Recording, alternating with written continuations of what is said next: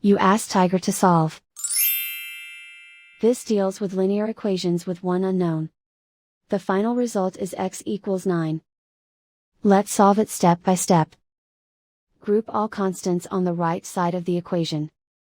Add 24 to both sides.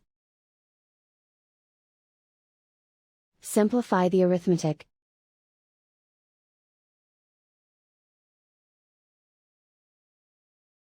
Isolate the x. Divide both sides by 3. Simplify the fraction. Find the greatest common factor of the numerator and denominator. Factor out and cancel the greatest common factor. And so the final result is x equals 9.